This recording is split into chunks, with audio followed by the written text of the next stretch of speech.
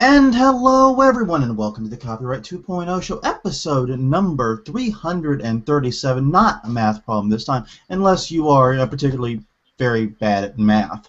My name is Jonathan Bailey from the site Plagiarism Today, and joining me, as usual, the co-host with the most, Patrick O'Keefe of the iFroggy Network at iFroggy.com. Patrick, how have you been? It's like Fine. It's been How a are whole you? week since we talked. It really... Yeah, it has been. Yeah, anything big happening your way? Any news? Anything exciting? No, not really. Just another week of life gone. Yeah, another week of life wasted, and yet here you are talking to me on the podcast. That's the positive way to look at it. Yeah. Another week of my life gone, and for what? And for nothing. Nothing was accomplished, nothing was achieved. It's just another testament to the nothingness and the void that is my life. You really missed your calling, Patrick. Beat poetry might have been for you. Yeah. Oh well. Yeah, Yeah, it's so, funny you mentioned poetry because actually it's directly related to this. There was I wrote a blog post a while back, and it was about what to do when you've been banned from an online community. yeah, and I saw the blog post. You actually, you at least pushed it out recently in your social media. Yeah, it was semi-recent. And I was banned from a forum. What should I do? Change my IP address? Come back with a new account? That was the title of the post. So I basically gave people advice about how to go about being unbanned. And of course, it's not the way people want for the most part. I mean, but it's the best way, and that way is to, Not be a jerk. Ask to be let back in, apologize for any mistakes, even if you feel you weren't in the wrong. That's the way to get back and stay back, because otherwise, if you return to the community, chances are you'll just be banned if it becomes clear that you are that person. To come back to a community you've been banned from, most of the time you have to act like a totally different person. You have to essentially kind of leave that identity behind and start as someone new. So it's quite a penalty to face. Everyone can get around a ban. That's not the issue. Anyone can re-register on a community. But there's definitely a penalty if you have an account built up and this reputation within the community. You have to essentially leave that behind, because when you announce, hey, this is me, then you'll be banned again. So, yeah, so I talked about how you want to get back into an account the right way. And I got a comment. And this is going to come right back around to poetry and about the passage of time. So the comment was from Jimmy, and his email address was fukoff@gmail.com. Now, I don't think that's a working email address, but it was what he entered into the comments field.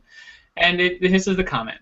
And I can't read it as he wrote it because of the bad grammar, but I'm going to do my best. Just wanted to say, go F-U-C-K, yourself, U-R-S-E-L-F. So there's a lot of word crimes here. Let's just assume that. Most of these words here, there's a lot of word crimes, is where I would put it. Just go F yourself, you effing a-hole B-word with your stupid, dumb effing article. Wasted my time reading, R-E-A-D-I-N-T, readint, that... Readint, that's an interesting spelling. Yeah, readint, that that didn't help me whatsoever. 3 words, whatsoever. Which, getting back on a forum.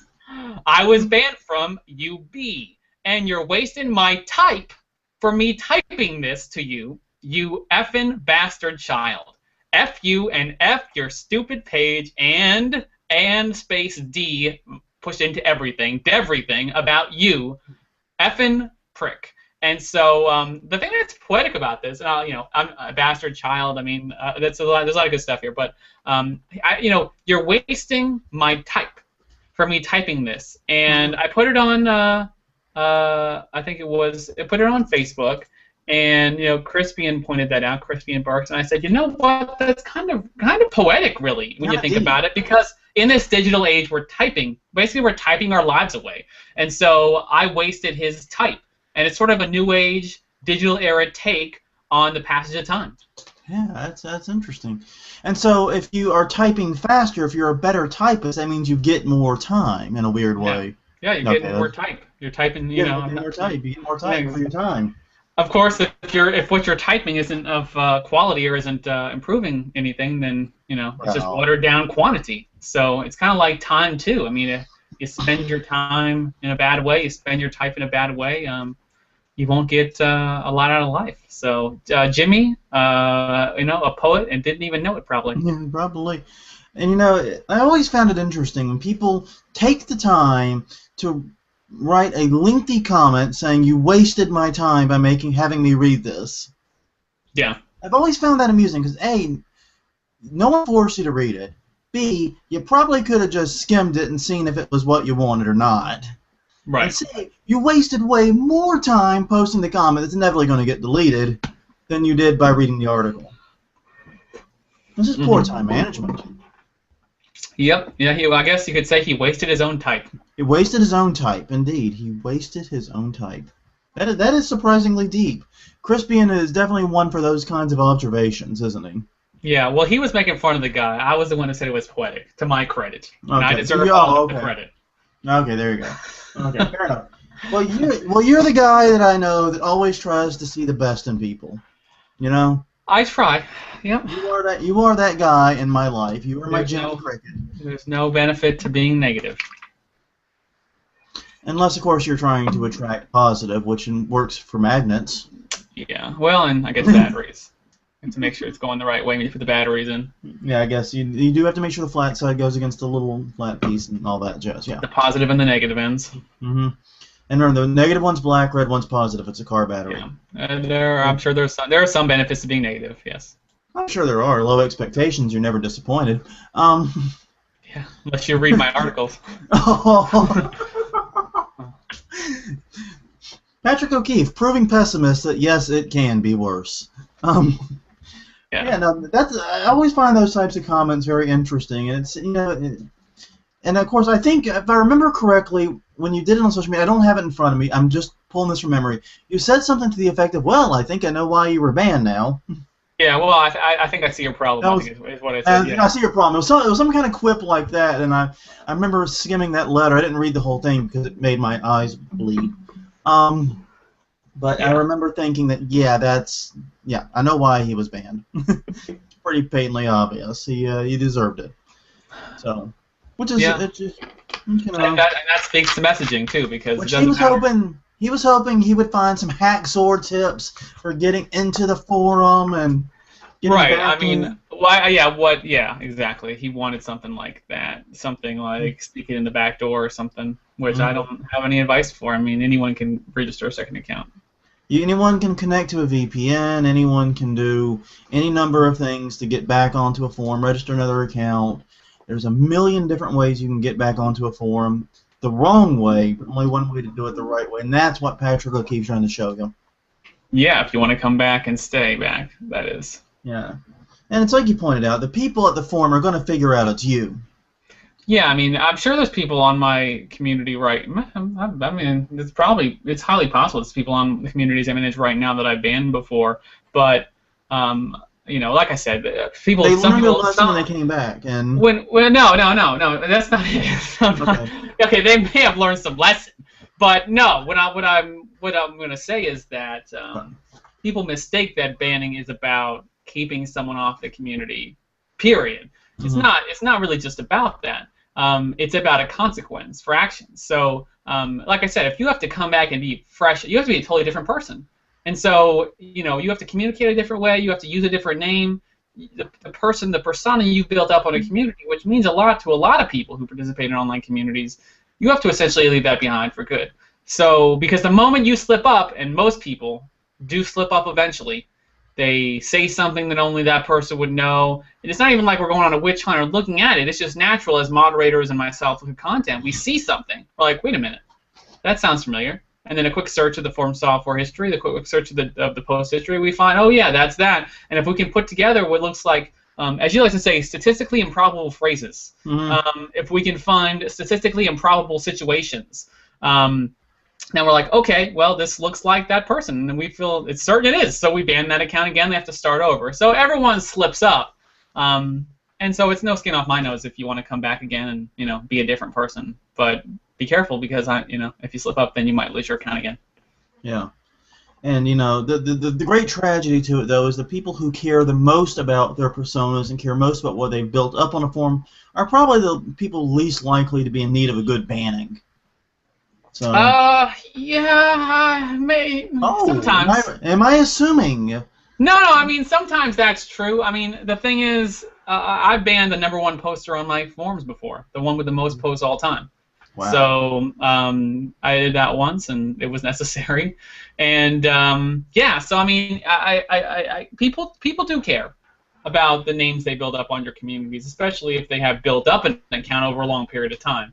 Of course, some people value it more, and you're right. People who value their reputation probably don't do that. But in your average online community, I would say that a lot of people who do get banned are people who have some history. How much they care is up for debate, but some certainly do. Yeah, some certainly do.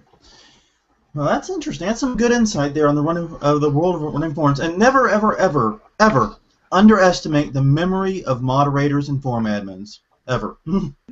Yeah, never. I mean, they have great memories, and not only that, but they have a searchable memory that's called the documentation. So, we document everything. I document everything. Every email you send me, that's in any kind of questionable way, any message you sent me in private, any post we removed, your profile information, it's all documented, it's all known. So, if there's ever any kind of overlap, a common one people do is they use a similar name as their email address. Let's say they change their username, but they use an email address that somehow ties them to the old account. It could be their old username, it could be their name, it could be their name I know they have or something. There's always, email address is a common area where people slip up. But yeah, that's just part of the game of online anonymity. It is very difficult to be someone else, to be lots of different people online, I should say. Yeah, I mean, it's tricky. Really is. I think the more that you do it, the more it's likely to come back, tumble down on you. You can only hold so many identities in your head at once, unless you're the Doctor from Doctor Who, at which point, probably pretty much unlimited. But yeah, there's like that number, what is it, Dunbar's number, of the number of friends you can have or something like that. Yeah. The same is true for online. There's only, I think the law, Dunbar's number was 150 stable relationships, so I think that there's definitely a limit to how many personas you can keep up online, if only for the amount of time in the day. I think Dunbar was being a little idealistic when he said 150.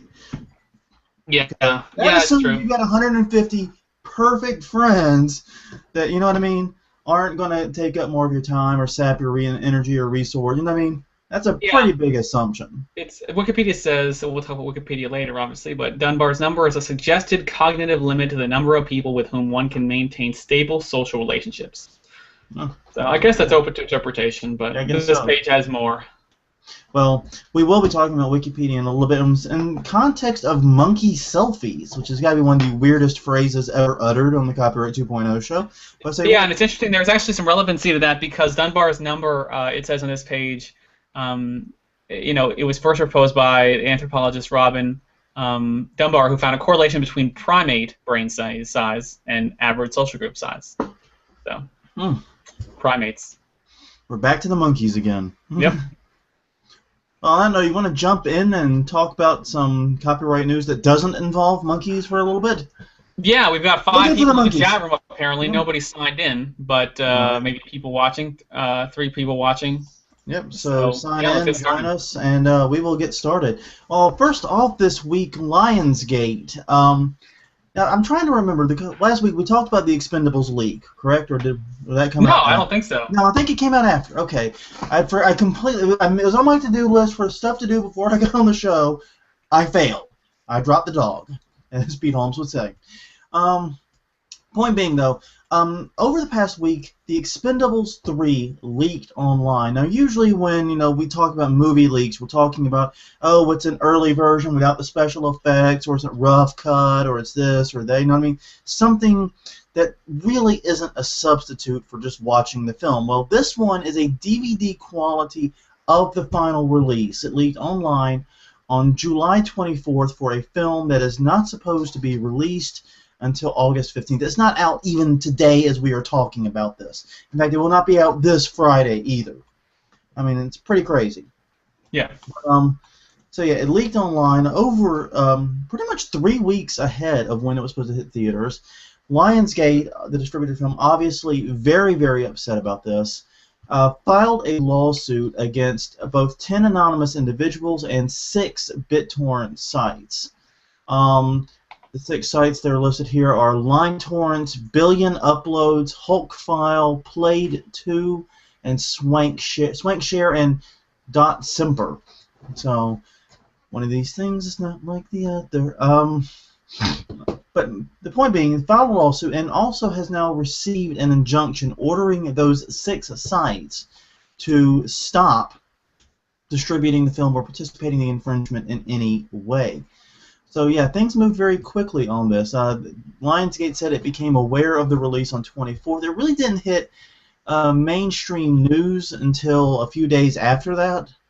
Something like the 17th or so. It was when it started, 27th rather. It started really breaking out and becoming big news, something like Tornfreak and so forth. Yep. Well, and now we're seeing the lawsuit, and we already have a temporary restraining order in place against those 6 sites, ordering them not to distribute the film. Not that it'll do much good. Yeah. Yep. I mean, damage is done. Yeah, you wrote about this recently on Plagiarism Today about pre-release piracy and the impact of it. Yeah, and right now there's 2 million copies of it already in circulation. So if you assume that it's $15 per ticket, that makes it about $30 million worth, if everyone were to become a sale, which blah, blah, blah. We know that's yeah, big assumption, I know. But $15 tickets? Damn! Sorry. Well, what do you pay for a ticket? Well, then again, I go to the expensive theater on purpose. Okay, yeah. You go at night or something? Is that the matinee rate? I don't think this one has matinees. No, I go to the one with the assigned seats, the plush couch, the dinner service, and the no one under 18. Dear God, it's wonderful. It's so wonderful. It's a place. It's a theater called Canal Place nearby. But yeah, and also to be fair, the last time I went to a mainstream cinema was for the Riff Tracks live event, and that was $15. Okay, you know what? It's not that far. Well, no, actually, a matinee is $9 here. Okay. So that's not. I guess that's half. Not far away from half off. So that's it's $6. $6 multiplied by 4 people, and you get. Let's make it round and make it easy. $10 a ticket, average. Well, at night it's 11 for an adult. Okay, so we'll say 10 for a child. 10 average. No, I don't go at night. I save the $2. It's an average of 9. Okay, but that would mean theoretically that that's potentially $20 million worth of tickets that won't be sold. That if, of course, like I said, every one of those equals a sale, and of course, if every one of those doesn't go, that blah blah blah blah. Yeah, it's fair to extrapolate that. A good percentage of those people would have never gone to the theater, first of all. Yeah, obviously. And a good percentage of them probably would have bought a DVD or rented it legally, let's say. But there's also, you can extrapolate that there is a percentage that would have gone to the theater and now won't. Or there's a percentage that would have gone to the theater and still will, because it's just a DVD quality and they want to see it in theater, or will buy it in some other way. So it's kind of a mixed bag. It's pre-release piracy, like you said, is pretty bad. I mean, it's pretty bad for the people who put the time into the films to make them, I think. Worst of all, I think that's that's kind of the worst part of it is, of course, you got the people who put the money behind it, right, the studios and whatnot, but then you got the people who kind of put their creative selves into it. And yes, even with the Expendables 3, some we're talking about a creative self, even if it's just an action movie where people blow a lot of things up. I still think this film will do great. I hope it does, because I love the Expendables, and I've gone on record multiple times as saying, and probably on this show, that in my opinion, Sylvester Stallone can make as many of these as he wants, and I will continue to go see them because I love them. I hope that means a long time. I hope he lives a long life, and that he can do it for, because Harrison Ford's in the latest one, he's like 80. So, I think... God, Harrison Ford's 80? How old is he, actually? I don't know. I just said like 80. I'm hoping I'm not too far off now. He's 72. Okay, so he's not 80, but he's 72. Harrison Ford's the latest one. I think he's maybe the oldest Expendable. So he's 72 being an Expendable. So Stallone, I think, is 67, so not that far off. 67, 68, something like that. Or maybe Stallone's a little younger, too. Maybe I'm premature aging everyone. Ford is 72. Stallone's 68. So he's old, too. I mean, all these guys are getting older. But I just, let's keep doing them. I'll keep watching them. And I hope that the box overs for this one is good, and so they'll have incentive to do more of them. Yeah, I mean... But the point of where I was getting with this was the previous Expendables 2, got $366 million as its box office take. Right. So even if worst case scenario comes about, yes, $20 million is no laughing matter, but it still has a lot of room to be a smashing success. Sure, yeah. And Expendables 2, I'm just looking this up. see, they had a budget of 100 million, 311.9. Apparently, their budget for this one is 90 million, so a little 10 million less. Even though they have more people, which is interesting. Yeah, and their budget for the first one was 80. So yeah, I mean, they've made hundreds of millions of dollars on the franchise. So I guess we'll see how it works. And if it does work out, this will be something people point to and say, you see, pre-release piracy doesn't matter. Or if it tanks, even if it tanks for reasons unrelated to piracy, it'll be, Yep. pre-release piracy kills things. Yes. I mean, and that's just it. Discussing the relationship between pre-release piracy and the outcome is going to be difficult because we can't rewind the clock, go back, prevent that file from being leaked, and see what happens the second time. It's not like we have a control group on this experiment, Yeah. It makes it you could try to, I don't know how would you do it, somehow survey people, right? That's to be the only real way if you cut, okay, everyone who downloaded it, if you downloaded the Expendables, I want your survey also, could you enter your real name and home address? Thank you! Lionsgate would like it. You just became John Doe number 8. Yeah, exactly. But yeah, then the other question I have, and this is something I don't honestly know, is I'm noticing a lot of not U.S. domains in this list. Specifically two, hulkfile.eu and play.to, and I'm assuming a lot of these sites are probably not hosted or based in the United States. Right. I'm wondering exactly how effective this restraining order will be at getting these removed off of these sites, even just these 6. Forget about the other BitTorrent sites and elsewhere. Yeah, I'm not sure if I don't know. I don't want to prematurely judge some of these because I look at Hulkfile and it's cloud storage, it doesn't appear to be catering to piracy. That doesn't mean that it doesn't. It could just be somewhere that, one of these people uploaded the file to share, and so, they could have got caught in the middle of that.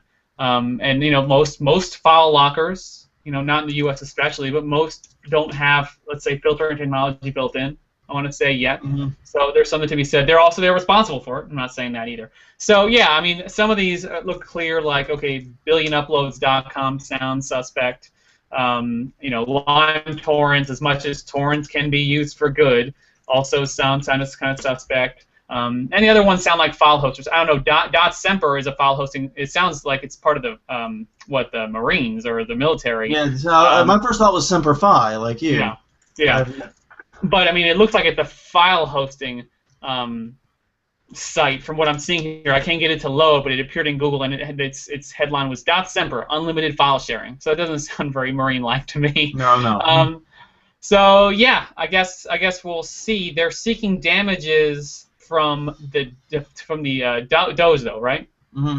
Yeah. They're seeking damages from those, but they're also with this restraining order here. They're asking for any contributors to the sites, including people who are who run ads or do payment processing, to drop them as well. And real fast, I pulled up a private window and I checked Lime torrents. Yeah. To see if they still had it. Not only do they have literally 20 pages of files listed underneath the Expendables 3, including various languages. The one that I'm pretty sure is the original is still up and running. It was posted 4 days ago. It currently has some 6,600 plus seeders and 3,300 plus leechers. So it's still very, very active on that site and not removed at all. Yeah. So just a thought. Just a thought.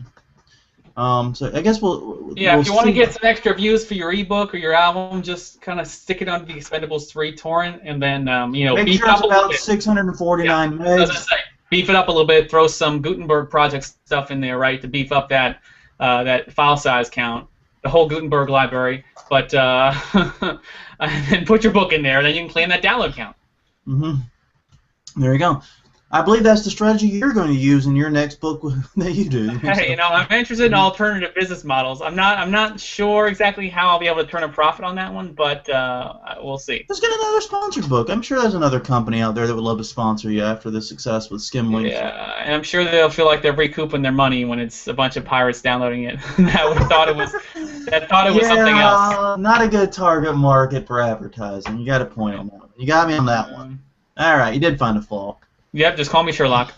Indeed, and I probably will because it's now public domain, pretty much. Now, last week we actually talked about how the Seventh Circuit, including friend of the podcast, Judge Posner, I meant to mentally, we actually know the guy, issued a ruling saying that Sherlock Holmes was indeed in the public domain. The dispute was over a book being put together by author Leslie Klinger. She's actually editing the book, but it's a collection of short stories, kind of like Sherlock Holmes fan fiction, but like published and printed for reals.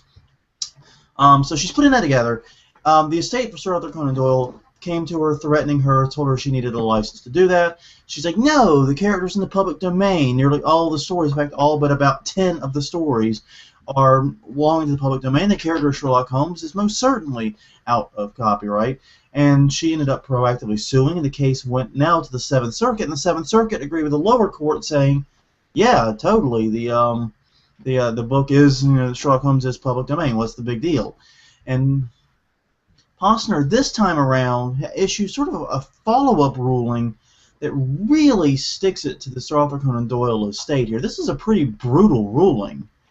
Of the important legal stuff, it says that the estate should have to pay more than $30,000 in legal fees for Klinger's costs, and referred to the license demands as a form of extortion, and thanked Klinger for performing a quote-unquote public service with her lawsuit. Goes on to slam other types of copyright issues, including Happy Birthday to You, and various other, and ask serious questions about the copyright incentive system as a whole. So, yeah, pretty vicious ruling from Judge Posner. Yeah, he doesn't. Does not mess around. Yeah, it's pretty sweeping. Pretty. I don't know how you look at this in a good way from the estate. I mean, he says to change your business model. Or die, basically.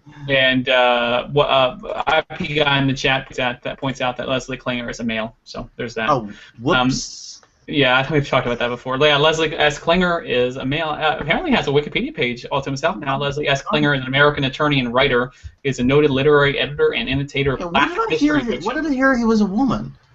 I don't know where you were. Not just a name. I thought I had heard it from somewhere. Oh, yeah. Well. Oh well, no big deal. So it's all right. It doesn't matter. Sorry, Leslie. Yeah, it's no big deal. But I don't know what are they. Sir Arthur Conan Doyle. What could they shift to here? Can they license the name? Yeah. So let's say like trademark. Did he write anything else? I'm sure he did. Writers write other things. It's like J.K. Rowling. Yeah, he wrote other things. It's one of the reasons he briefly killed off Sherlock Holmes was to write other things. But most of those writings will be public domain too. Yeah, it's like, is there anything he wrote like later before he died, but after Holmes or during Holmes? I know of. I mean, he died in 1930, so clock's ticking. Either way. Yeah, and the magic year for everything being in the public domain is, I think, 23. It doesn't leave a lot of time. Yeah, so he's, I'm looking at his bibliography on Wikipedia now. There's a Sherlock Holmes book, The Last of which is 1927.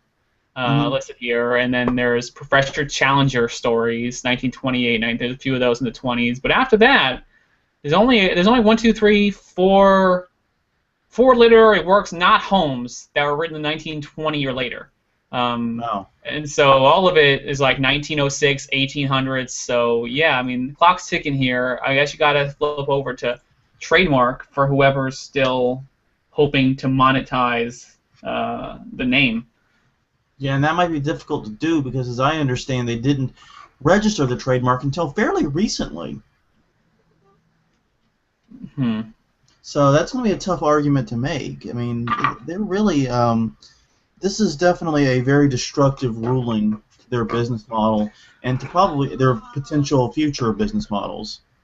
Yeah, I mean, if anyone, like, let's say, because I'm watching some tales, Sherlock Holmes tales, right? I've told you that. Yeah. And a lot of them present themselves as Sir Arthur Conan Doyle's Sherlock Holmes.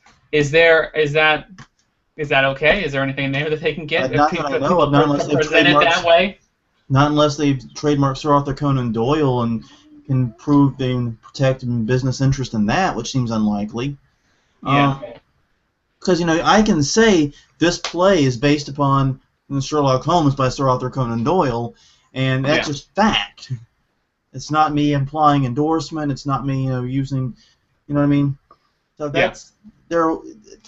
Basically speaking, I don't see much of an out for this. I really don't see what the estate is going to do with this, as far as their future hopes of getting licensing fees. Because the idea of every time CBS or the BBC or whoever goes to make a new Sherlock thing, they pay a tiny license fee to the estate.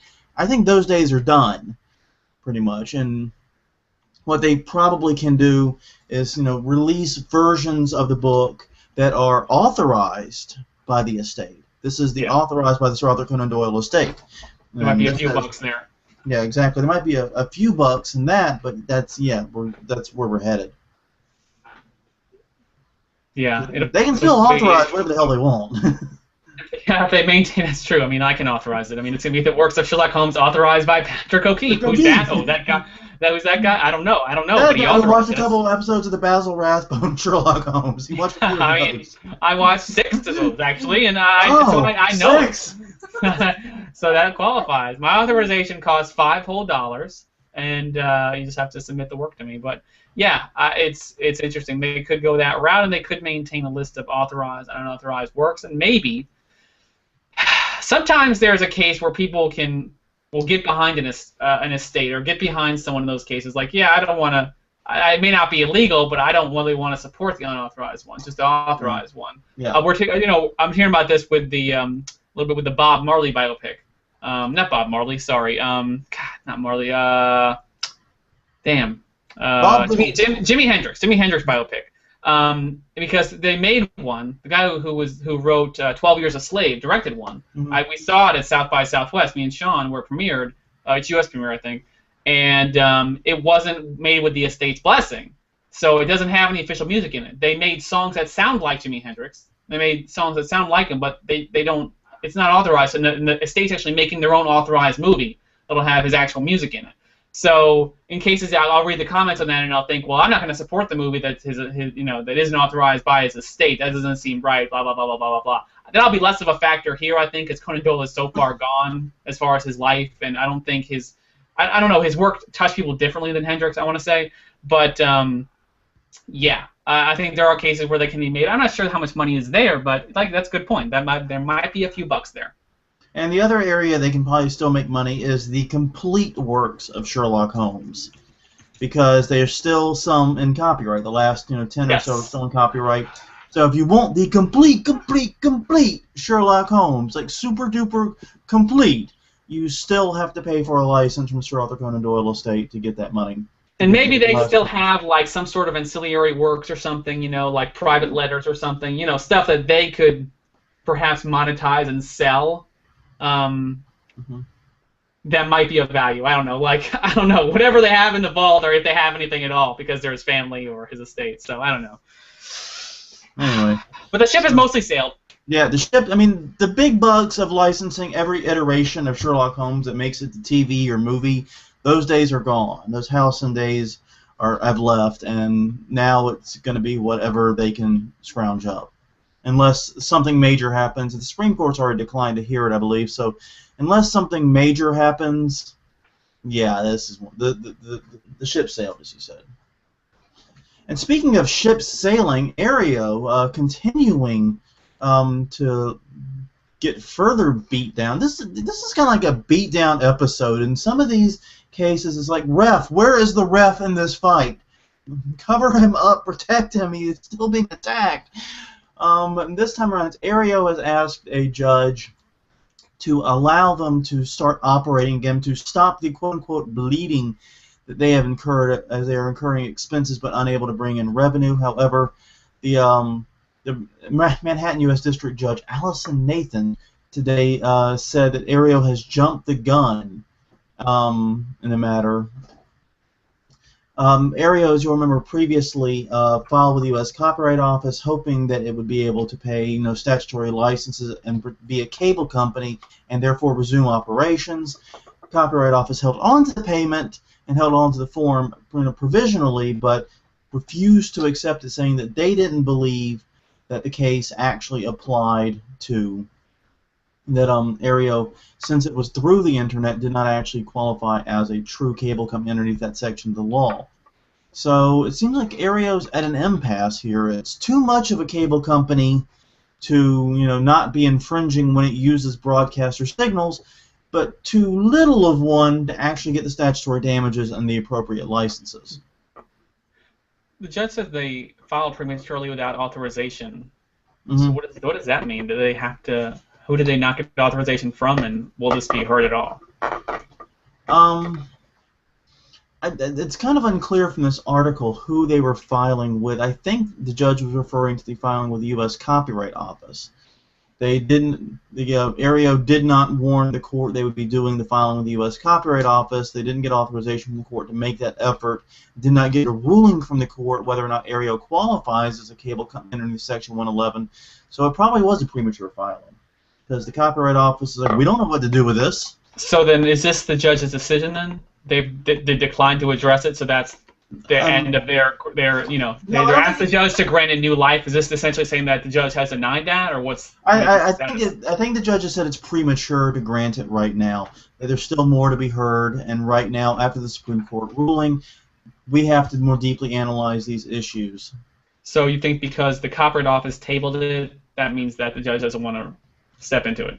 Exactly, not yet at least. There's going to be more to this case. There's still more back and forth to be had about whether or not Aereo is a cable company, whether or not they qualify for statutory licenses.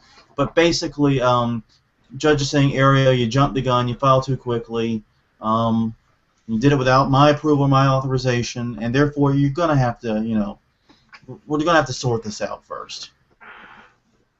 So it's waiting on the Copyright Office. Yeah, no, it's waiting on the actual lawsuit to move forward more. The lawsuit, both sides have to present evidence whether or not Aereo is or is not a cable company under the law. There has to be hearings on that. There has to be rulings on that, and those have not happened yet. So what lawsuit is this? This is the original lawsuit. Whenever the Supreme Court... Is this the one where they ruled in favor of Aereo, but the Supreme Court threw it back down and said you have to review it again now? So exactly. That's the original one in New York. It's that same ongoing lawsuit. Yeah, it basically, because what happened is, remember, Aereo got sued in New York, and then a bunch of other cities too. But Aereo got sued in New York. They went through the appeal. They won on appeal. Yeah. Then it was appealed again to the Supreme Court. The Supreme Court basically ruled against Aereo and knocked it all the way back down to the district court, which is where it's being hashed out now. And so the judge, in this case, Aereo was asking the judge to let it operate as a cable-like service while the facts were coming out in that case. Otherwise, there may not be an Aereo to argue the case. Bingo. What they're saying. Boom. You got it. Yeah. That is pretty much it. Yeah, that's actually very well put.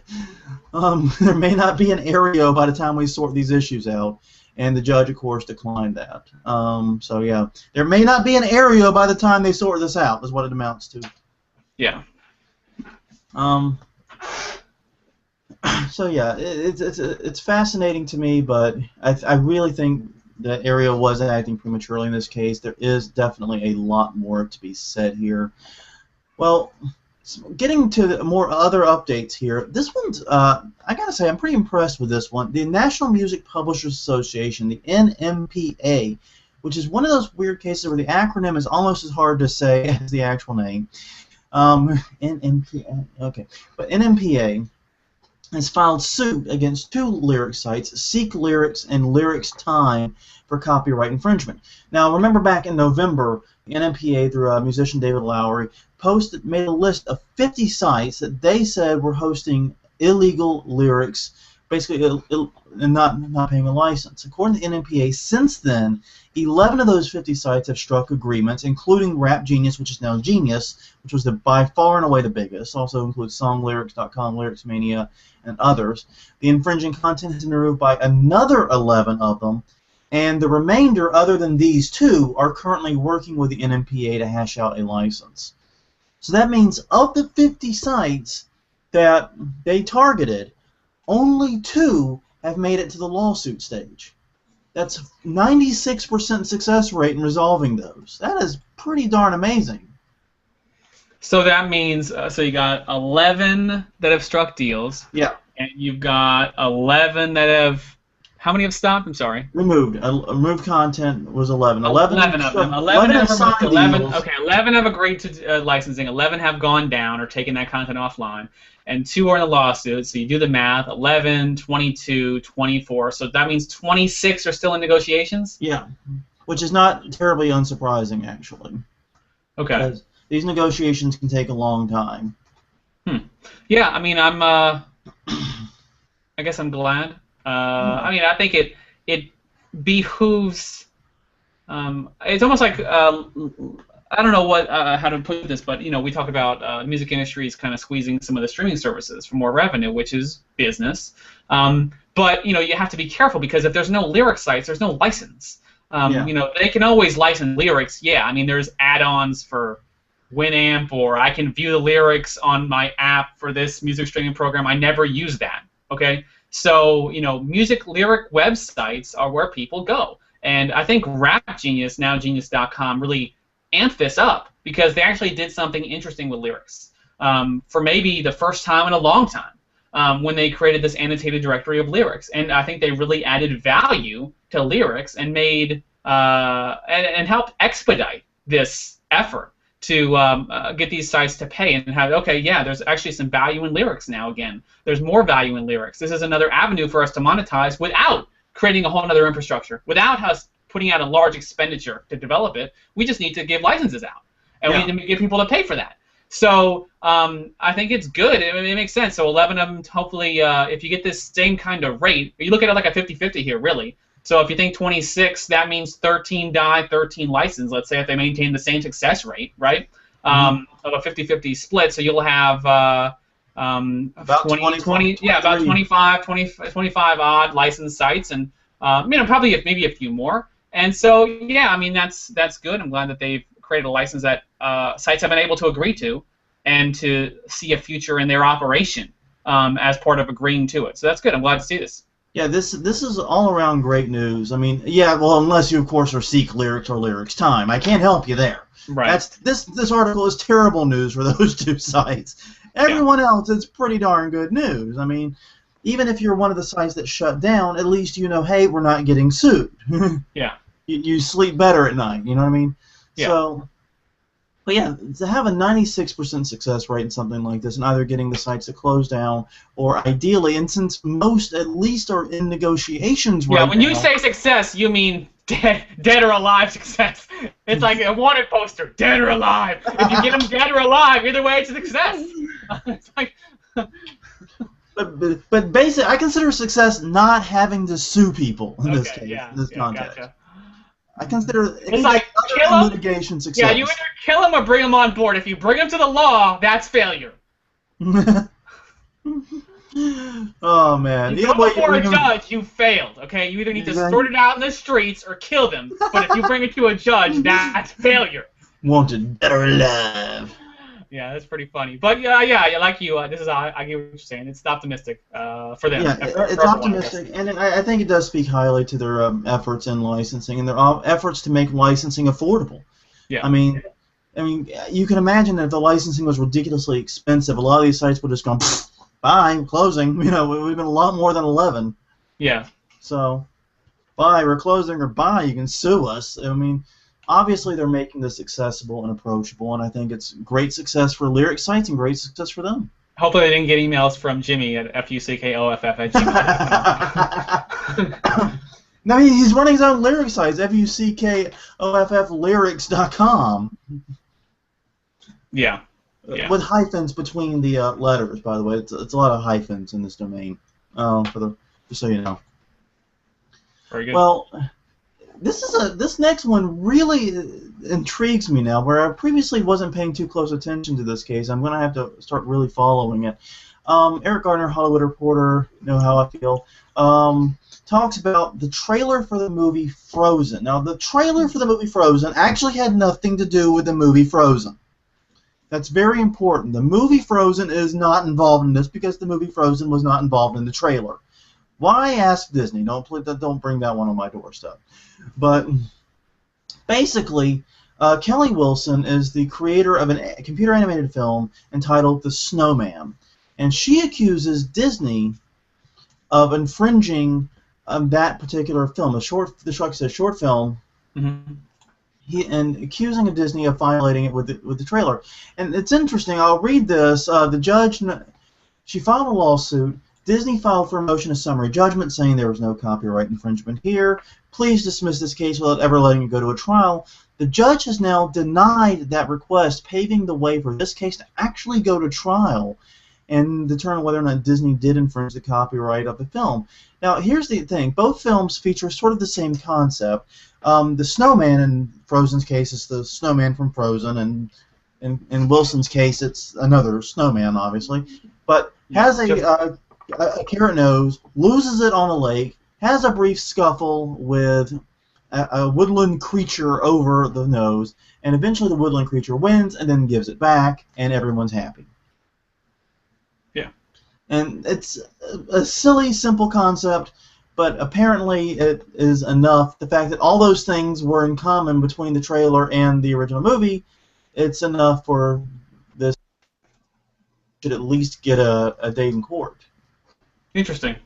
I went back and listened to the episode where we talked about this. I pulled it up and listened to my response because I wanted to be consistent, not sound like an idiot. No, actually, I'm willing to admit it, I'm wrong. But in this case, what I said and what I said at that point, and you agreed, is that basically it's there's some circumstances here that are interesting. As far as how someone at Disney might have seen it, they competed against it in film festivals. It was submitted in employment applications. Those don't necessarily tie to the people working on Frozen seeing it, but it's a possibility. And that there are some similarities in these two clips, certainly, but that the feeling is that, and this is my term, and you agree with this too, is that it just didn't feel weird enough. There wasn't that odd, eerie feeling of, yeah, this does seem like someone just kind of ripped this off.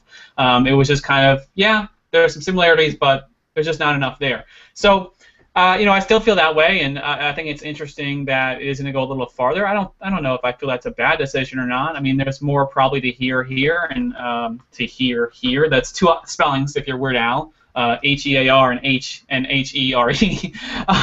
But it'll be interesting to see how it plays out and if there's more to learn about this case. Yeah, it's definitely interesting, and there's room for discovery here, and we might learn that maybe Disney was aware of the film or used it somehow or was like inspired by it. It doesn't necessarily make it an infringement.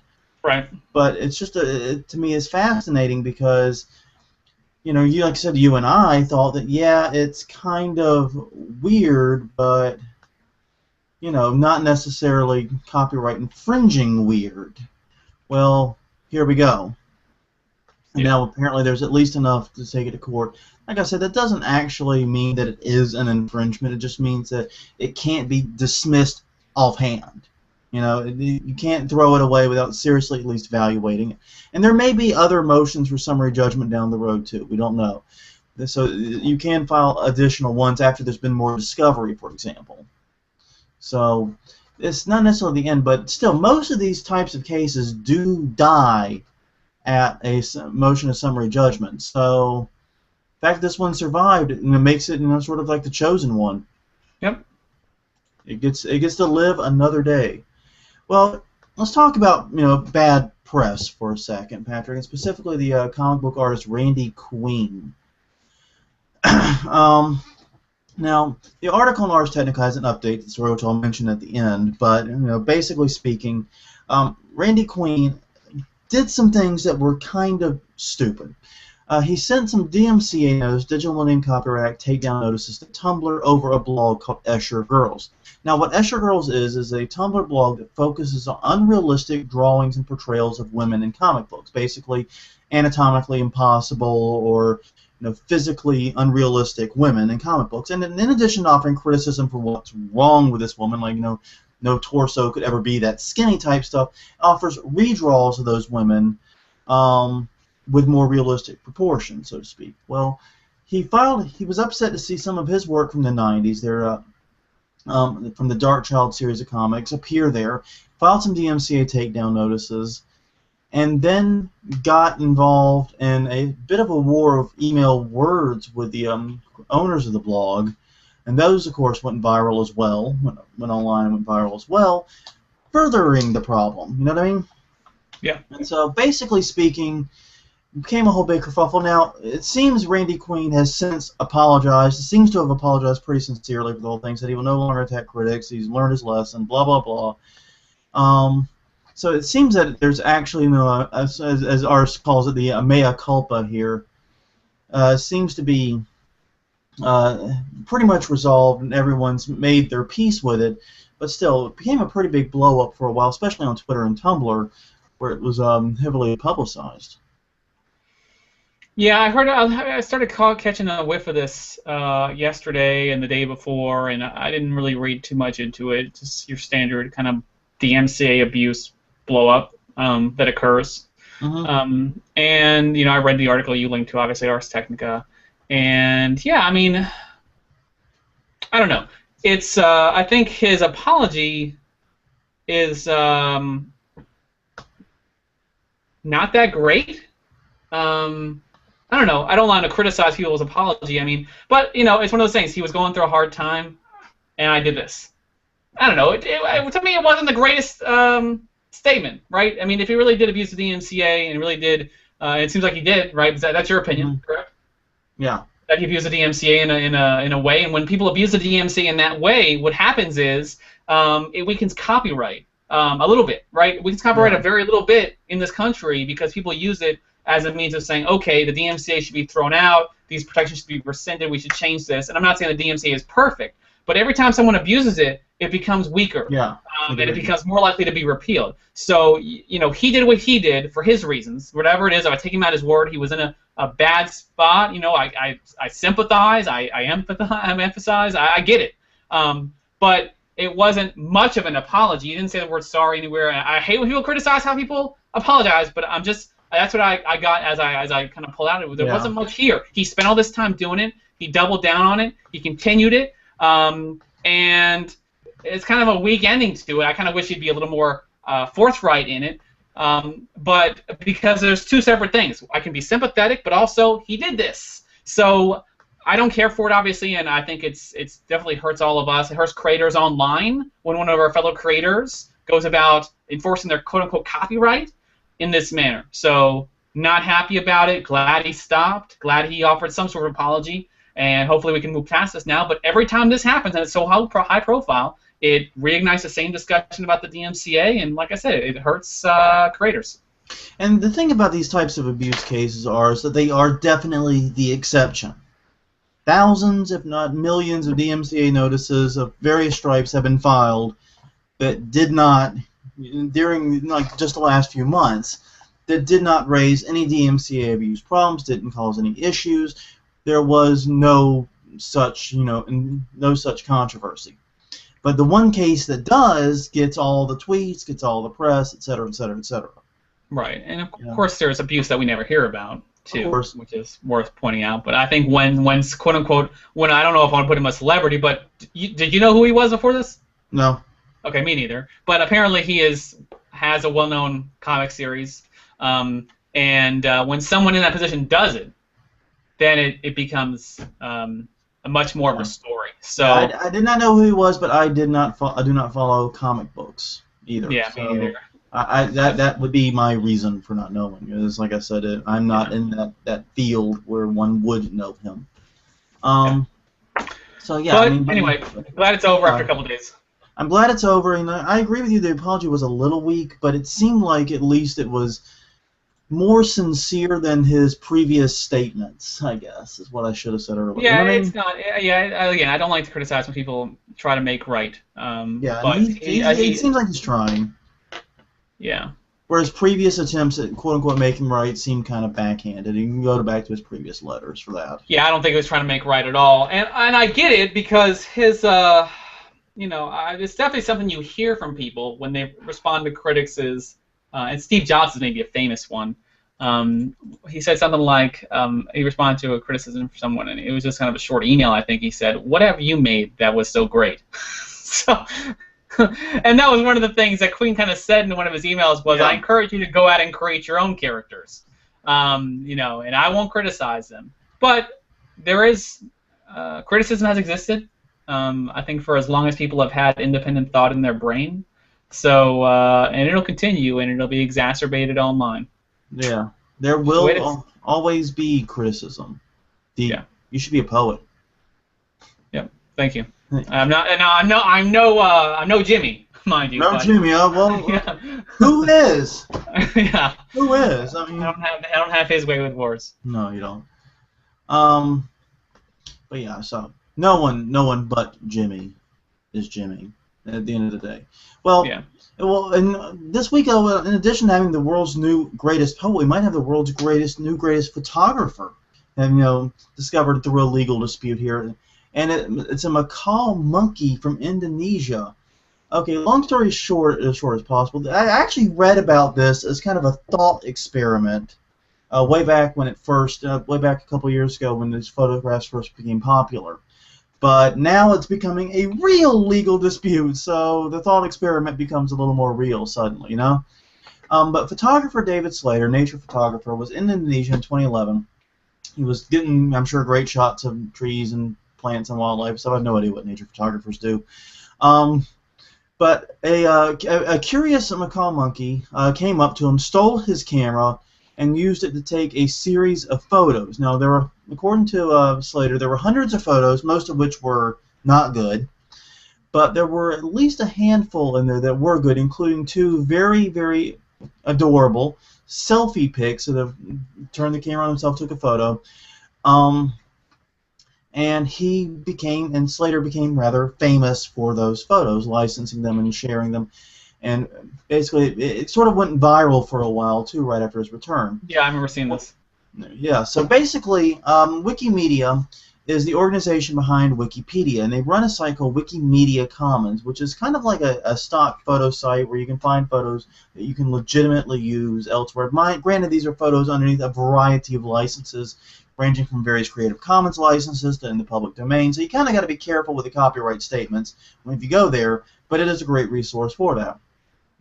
Wikimedia is refusing to remove the photos from their site because they're claiming that Slater does not hold the copyright, that since the monkey was the one pushing the button, either the monkey or no one holds the copyright in the photo, and therefore Slater has no authority to be filing these takedown notices on the image.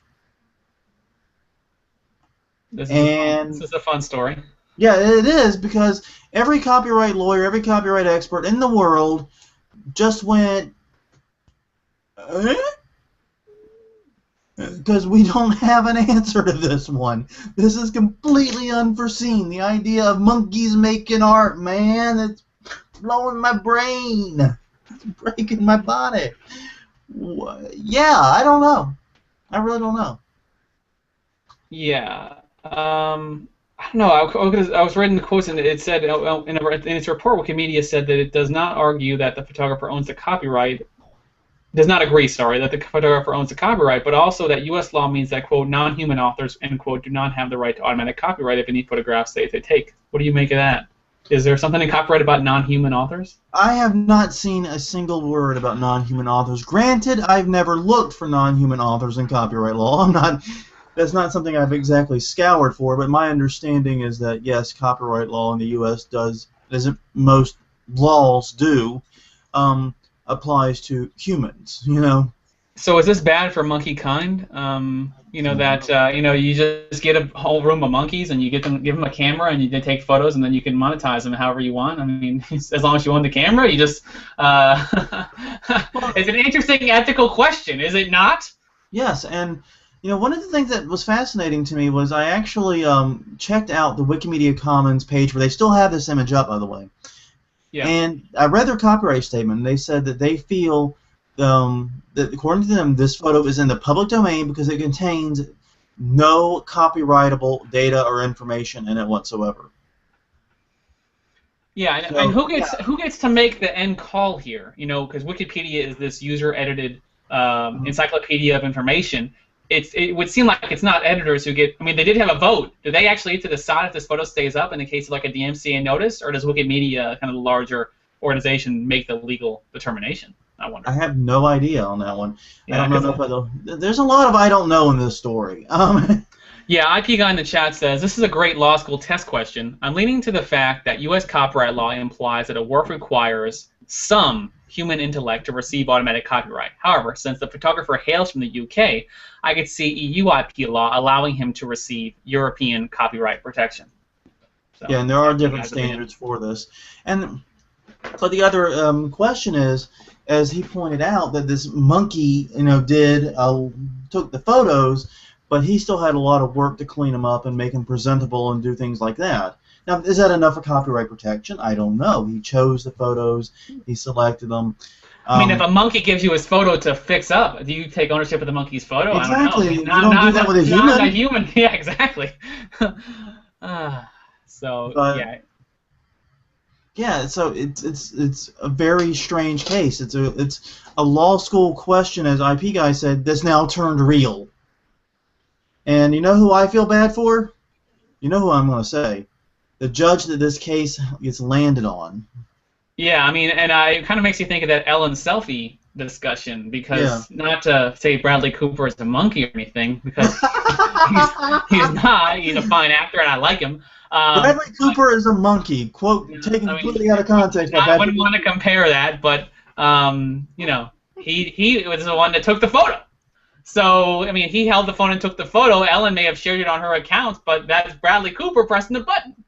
So it's kind of an odd thing. Also, and this has probably been a discussion before, and because I'm not as into copyright as you are, obviously, but if you give your phone to someone to take a picture of you, right, and they press the photo, then what's the have there been any cases about that? I mean, I'm sure there have been, but I haven't heard about it. Yeah, that sounds like something that almost certainly has been. But yes, the person who took the photo has the copyright, but I think you would argue that the people who own the phone have an implied license to use it within certain degrees. That would definitely be the argument. I would say it'd be crazy to take someone's photo. Okay, that's $10 for the licensing fee for taking the photo with your camera. It expires in 12 months. And the license expires in 12 months. Please renew at this site. You'd have to be nuts. You'd have people standing outside of the theater in Hollywood and any kind of landmark saying, "Oh, I'll take your photo. Here's a contract. Here's a one-pager. Give it a sign, and I'll take $10 for the first year, $1,000 for the next." Exactly. So, you'd have to make some pretty outrageous arguments. I'm sure something has come up at least similar to that. Maybe not with phones, but with other cameras. But yeah, generally speaking, the person who does press the button on a photograph owns the copyright. That much is well understood.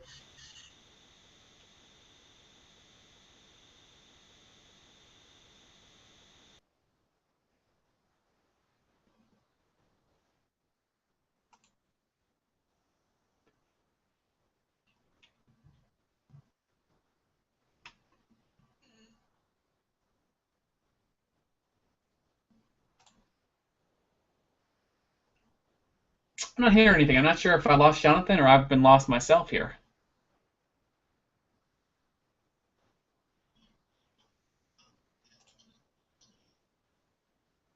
Oh yeah, it looks like we did lose. Or we did lose Jonathan. I'm not sure if I'm still on. No. It's hard to tell on the Google Hangout.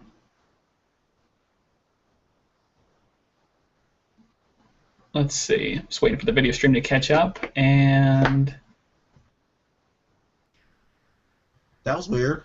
Yeah, I was just trying to.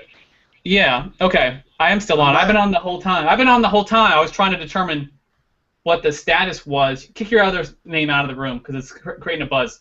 But I was just trying to listen up to the video feed, waiting for it to catch up to see if I was still on, and I was the whole time. But listeners got nothing out of it. So let's go ahead and continue. But yeah, basically what I was saying is, there is a definite need to answer this question though, because we are seeing more and more art being created by animals. We have elephants doing paintings for zoos. We have that guy that attached a GoPro camera to his cat. Right. You got the animal already creating copyrighted works for you. Yeah, exactly. So it really comes down, this is a pretty fundamental question here. And also, does ownership of the animal change? If I put a GoPro camera, if my dog takes a photo somehow, which would be very interesting, is that different than like a random monkey in the wilderness? Yeah, and it's like, come here, Calico. Come on, make some copyrightable media for Daddy. Yeah, exactly. Let's test this. Yeah, let's test it. And then it's funny. And then you could the way people always take any argument like this is like, oh well, what if you drop your camera and a rock hits the shutter? What happens then, genius? Yeah, I mean, living thing. IP Guide in the comment here. Similarly, with the help of a trainer, I've seen an elephant paint an abstract onto a canvas that's later auctioned off during a charity event. Yeah, Jonathan just I didn't see your comment before. He's probably waiting. He's probably waiting. You said at the same time, basically. You had the same idea at the same time, because I think you said it as he entered that, and he's got to wait to catch up to us, obviously. Yeah. So yeah, it is a really interesting question, and the thing is, it's tough for me to. If let's say the animal has a copyright, right? Unfortunately, I'm not sure how that works. Okay, Mr. Bubbles, how do you want your image license? Right. I mean, who represents the animal and in their filing? Their owner, quote unquote, probably represents them in their filing, and yeah, I don't know. It's how will that work? That's the big question. Yeah, this raises a lot of very, very strange and bizarre questions that. It's interesting it took this long to come up in a way. Yeah, because if you think humans disregard the copyright of other humans, wait until animals hold copyright, because then humans just won't give a damn. I mean, we eat animals. You think we're going to care about their copyright? I don't know. It's not going to work. That cow had a great copyright until he got turned into a steak. I mean, what is that, an orphan work? Am I right?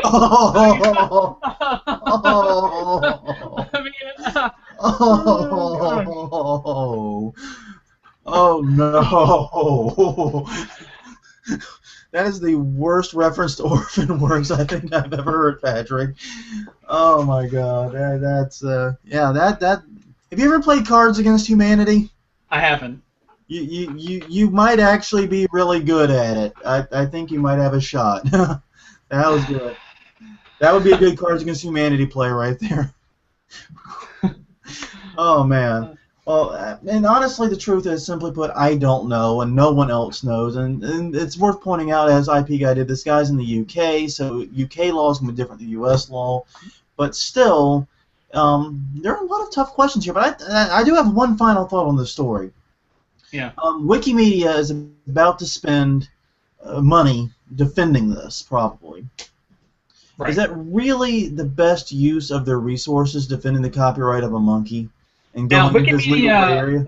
Now, Wikimedia, is that the same as saying Wikipedia? So when you donate to Wikipedia, is that a donation to Wikimedia? Yeah, fundamentally, yes. Okay. Yeah, I mean, it's an interesting question. I think, there might be cases where you might be able to justify spending money to defend something. Clearly, this is a false DMCA notice. We will defend it. I get that. I back that. Yeah. But stepping into this gray area to defend the copyright of a monkey or the public domain status of a photo taken by a monkey and just to protect a couple of images, really, is that the best use of the donated resources? It's just a question. Has PETA weighed in on this? Not other than their comments as being reported by Slater, to my knowledge. They may have. This story kind of broke, today-ish, as we're covering it. No, so PETA, the organization, People for the Ethical Treatment of Animals. Was there comments reported from them in this? I was joking. Is that real? No, I don't know. I haven't heard it. No. Okay, I'm sorry. I thought you said Wikipedia. Okay, no. I said PETA. Have they weighed in on this? I don't know if PETA has got anything to say or not. Yeah, I was just curious. Google search tells me no. What I got when I typed that in was PETA Pixel, the site that photographers. The really popular site among professional photographers, PETAPixel.com. Yes. Yeah. Great site. So interesting. So yeah, I don't have any good answers here. I just have more questions, and I'm going to be following this one. And like I said, expect in a few years' time this to go from a law school question to a actual history question. That'll be interesting. Usually you don't see. Usually these types of scenarios just don't get played out in court, and I feel kind of fortunate to be alive when one is hitting, in a very strange, sadistic / masochistic kind of way. Yeah, and you're like, don't settle. Exactly. Don't settle quickly. Please make it happen. I want to get a ruling on this. I want a ruling on the status of copyright of a photo taken by a Macau monkey that has hijacked a nature photographer's camera. I just have to see the ruling. Yeah, because any photos of the Han have been taken by Calico probably, so that could really bite exactly. you. It could really hurt me. Right? Yes, absolutely. If he decides to be emancipated, file for emancipation from you as an owner, then he wants to take his copyrights with him. I mean, what are you going to do? I mean, you're going to have to take these photos. He ran to the lawyer's office and went, bark, bark, bark, bark. Yeah, and they said, oh, you can't afford it. And then he said, oh, I've got copyright. Aha! Yeah. All right, that's enough. Anyways, I got nothing else. You want to wrap it up? You got any final thoughts? No, let's wrap it up. On that note, everyone, thank you, IP Guy, in the chat for joining us and providing some valuable insight. Once again, sorry, Leslie. Yeah. But my name is Jonathan Bailey. I am from the website Plagiarism Today, which can be found at plagiarismtoday.com. And I'm username Plagiarism Today pretty much anywhere on the interwebs you care to look. Twitter, Facebook, LinkedIn, Instagram, anywhere else. Find me at Plagiarism Today. And I'm Patrick O'Keefe of the iFroggy Network. I blog at managingcommunities.com. You can find me on Facebook, Twitter, Google+, and LinkedIn as Patrick O'Keefe. On that note, everyone, thank you again for joining us, and we will see you guys next week.